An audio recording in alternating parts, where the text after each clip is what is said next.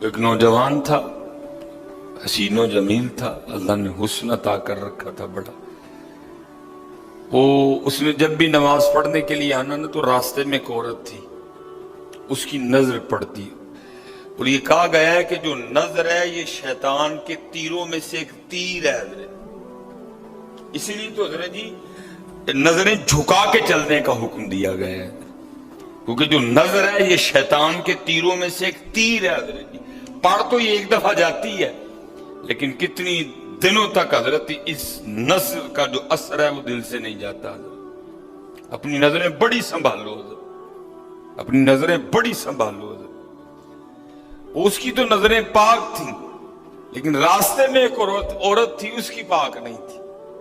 اس نے آتے جاتے جاتے آتے آتے جاتے اس کو دیکھنا، شیطان نے اپنا کام کرنا شروع کر دیا. اس نے ایک دن کیا کیا، اس نے اپنی خادمہ سے نا اپنی خواہش کا اظہار کیا. میرا دل کرتا ہے کہ اس نوجوان سے نہ تنہائی ملے، لیکن ملے تو ملے کس طرح.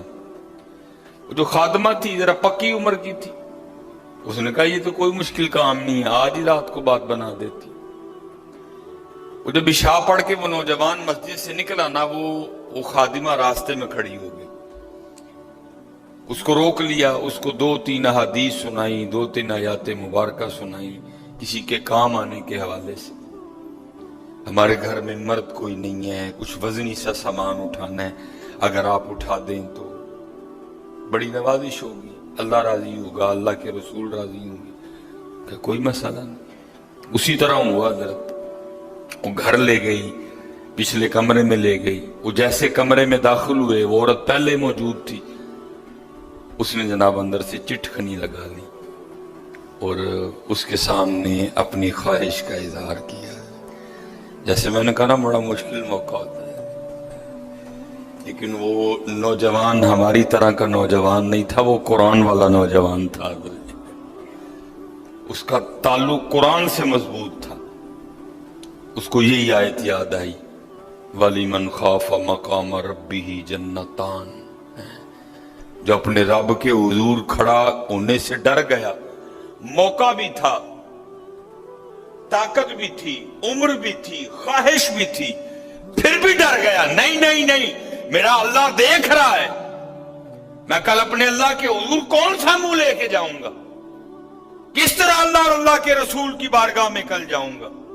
سارا کچھ کر سکتا تھا، کوئی تیسرا نہیں تھا، لیکن کیا نہیں، میرا اللہ دیکھ رہا ہے.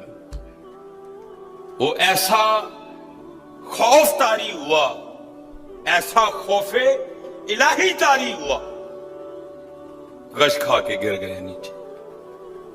اور ڈر گئی. آگے بڑھ کے کسی نے نبض نہیں دیکھی کہ زندہ ہے کہ شہید ہو گیا.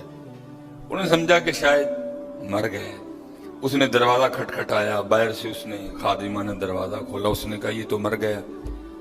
اس نے کہا یہ بھی کوئی مشکل بات نہیں، بھئی نام تو اس پہ لگے گا نا جس کے گھر سے لاش برآمد ہوگی.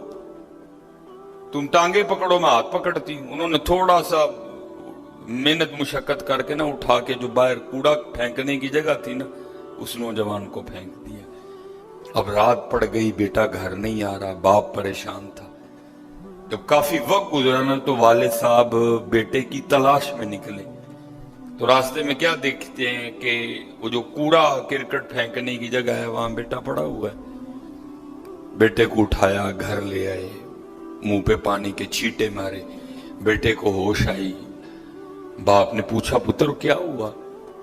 وہ بیٹے نے پھر سنانا شروع کیا. جب پھر وہاں پہنچا نا تو اس عورت نے مجھے دعوت زنا دی. تو پہلے تو خوف الہی کی وجہ سے بے ہوش ہوا تھا، اس بار اتنا خوف الہی نے غلبہ کیا کہ واقعی روح پرواز کر گئی ہے. والد نے راتوں رات جنازہ کروا دیا. صبح والد صاحب فجر کی نماز کی جماعت میں شریک نہیں ہو سکے. جب نماز سے فارغ ہوئے نا تو امیر المومنین حضرت سیدنا عمر بن خطاب رضی اللہ تعالیٰ نے پوچھا بھائی وہ آج ہمارا فلاں مقتدی کیوں نہیں آیا؟ لوگوں نے ساری بات سنائی. حضرت جوان بیٹا تھا، انتقال کر گیا.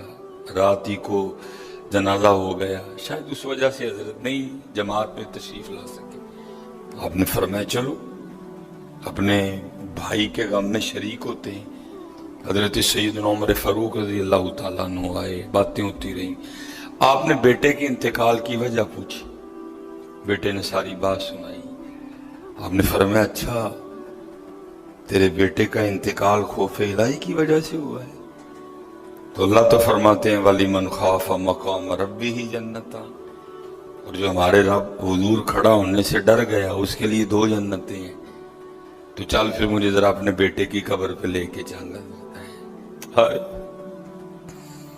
लिखा है हजरत उमर फारूक आप उसके बेटे की कब्र पे तशरीफ ले, उसकी कब्र पे खड़े होके उस नौजवान को बाहर से मुखातिब करके फरमाते हैं, अल्लाह फरमाते हैं वाली मन खाफ मकाम रब्बी जन्नतान, और जो अपने रब के हुजूर खड़ा होने से डर गया उसके लिए 2 जन्नतें हैं।